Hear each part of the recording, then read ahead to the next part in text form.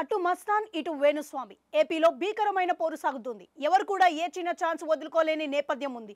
ఎందుకంటే ఈ ఎన్నికలు అలాంటివి. ఈసారి గెలిచిన వారు రాజకీయంగా పాతుకుపోతారు, ఓడిన వారు ఇబ్బందులు పడతారు. ఇది తలపండిన రాజకీయ విశ్లేషకుల అర్థమయ్యే విషయం. రాజకీయాలని శ్వాసగా చేసుకున్న జగన్ కి చంద్రబాబుకి అర్థం కావా అన్నదే కదా ప్రశ్న. దాంతోనే ఇద్దరు మోహరించి మరీ రాజకీయ కురుక్షేత్రానికి తెరలేపారు. పోలింగ్ ఘట్టం ముగిసింది. కొద్ది గంటలలో కౌంటింగ్ కి తెరలేవనుంది. ఈ కీలకమైన టైంలో ఏపీ రాజకీయ జాతకాలను తిప్పేస్తుంది ఇద్దరు.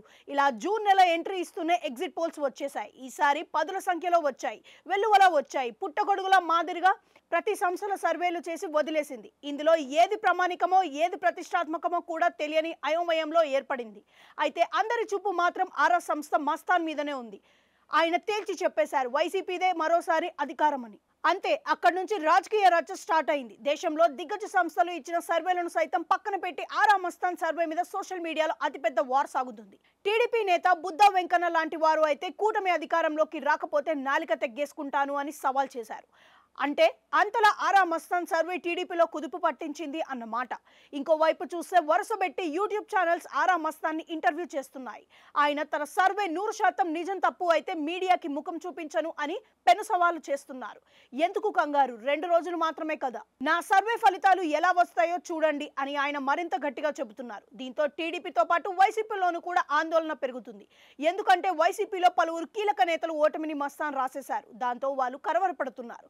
ఇక Mastan versus TDP social media అన్నట్లుగా ఉన్న సీన్ ను మార్చేసి జ్యోతిష సెలబ్రిటీ వేణుస్వామి రంగప్రవేశం చేశారు.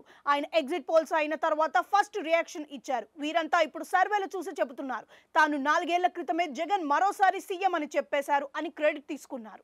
అంతేకాదు, జగన్ కి 17 ఏళ్ల పాటు రాజయోగం ఉందని, అది 2019 నుంచి స్టార్ట్ అయిందని, ఆయన 2029లో కూడా మరోసారి సీఎం అని మరో కొత్త జోస్యం కూడా వదిలారు. అసలే 2024లో ఎవరిది అధికారం అని అంతా ఉగ్గబట్టి చూస్తున్న వేళ 2029లో సీఎం సీటుకు కూడా వేణుస్వామి జగన్ కి రిజర్వ్ చేసి కర్చీఫ్ వేసేశారు. మొత్తానికి చూస్తే కౌంటింగ్ కి కొద్ది గంటల ముందు అటు మస్తాన్ ఇటు వేణుస్వామి ఇద్దరు పాలిటిక్స్ కి షేక్ చేసేస్తున్నారు. చిత్రం ఏంటి అంటే ఆర్ఆర్ మస్తాన్ 2012 ఉప ఎన్నికల నుంచి సర్వేలు చేస్తూ వస్తున్నారు. ఆయన సర్వేలు అన్ని కూడా 100% సక్సెస్ రేట్లో ఉన్నాయి. ఇక వేణుస్వామి విషయం తీసుకుంటే ఆయన చెప్పిన జాతకాలు చాలా మటుకు కరెక్ట్ అయ్యాయి, కొన్ని ఫెయిల్ కూడా అయ్యాయి. ఒకరేమో సైంటిఫిక్ మెథడాలజీ నమ్ముకున్నారు, మరొకరు ఆధ్యాత్మికంతో పాటు వేదంతో పుట్టిన జ్యోతిషాన్ని నమ్ముకున్నారు. మరి ఈ 2 భిన్న ధృవాలు, ఈ 2 సక్సెస్ అవుతాయా లేదా అన్నదే ఇప్పుడు ఏపీతో పాటు దేశాన్ని కూడా ఉత్కంఠను పెంచే అంశంగా మారింది.